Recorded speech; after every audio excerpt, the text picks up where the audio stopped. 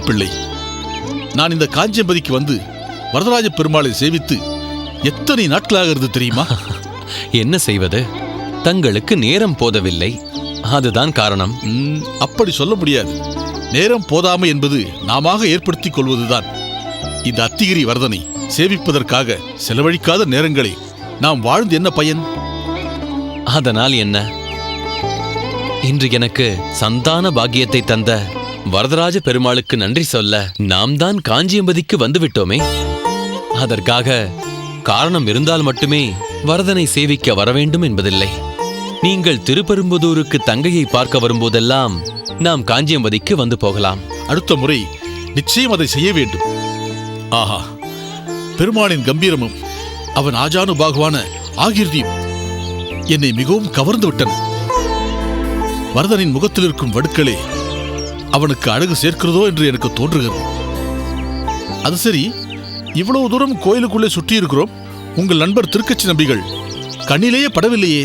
ஆலவட்டம் வீசி அலுப்பாயிருக்கும், சற்று ஓய்வெடுத்துக் கொள்ளேன் நம்பி என்று பெருமாள் சொல்லியிருப்பாரோ என்னவோ. இருக்கலாம். பெருமாளுடன் நேரடி தொடர்பு அவருக்கு இருக்கிறதே. அப்படிப்பட்ட ஒருவருக்கு எத்தனை செருக்கு இருக்க வேண்டும். ஆனால் செருக்கின் சிறு சுவடு கூட இல்லாத மழலையின் முகம் அவருக்கு. நீங்கள் தான் பார்க்க போகின்றீர்களே, வாருங்கள். இங்கேதான் எங்கேயாவது இருப்பார்.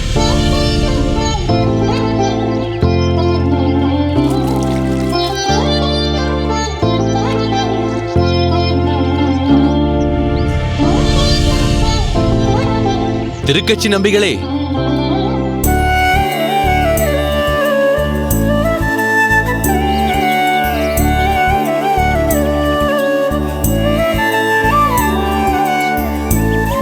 வாருங்கள் வாருங்கள். வணக்கம். சோமயாஜி, இதென்ன அபூர்வமான சந்திப்பு? சேவிக்க வந்தது வரதனை, சந்திக்க வந்தது தங்களை. சரி, தாயாரையும் பெருமாளையும் சேவித்தீர்கள் அல்லவா? ஆஹா, கண்குளிர சேவித்தோம்.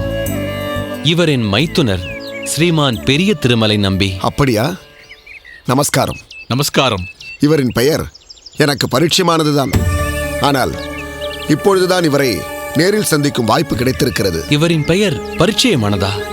அது எப்படி? அடியேன் யமுனாச்சாரியாரின் ஆசிரமத்தில் இவரை பற்றி நிறைய கேள்விப்பட்டிருக்கிறேன். நானும் கூட தங்களை பற்றி அங்கே நிறைய பேர் சொல்லி கேள்விப்பட்டிருக்கிறேன்.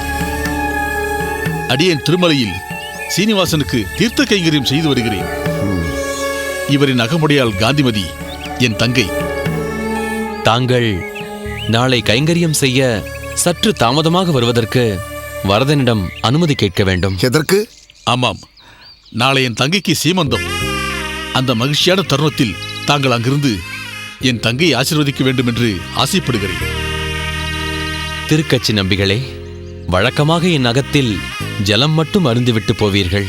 நாளை உணவருந்துவிட்டு சற்று ஓய்வெடுத்துக்கொண்டு பிறகு வழக்கம் போல் வரதனை சேவிக்கப் போகலாம். இதற்குத்தான் முதலிலேயே அவரிடம் அனுமதி வாங்கிக் கொள்ளுங்கள் என்றேன். தாங்கள் தவறாமல் வர வேண்டும். தங்களுக்காக காத்திருப்போம் திருக்கச்சி நம்பிகளே. காந்திமதிக்கு தங்களின் பரிபூரண ஆசி வேண்டும்.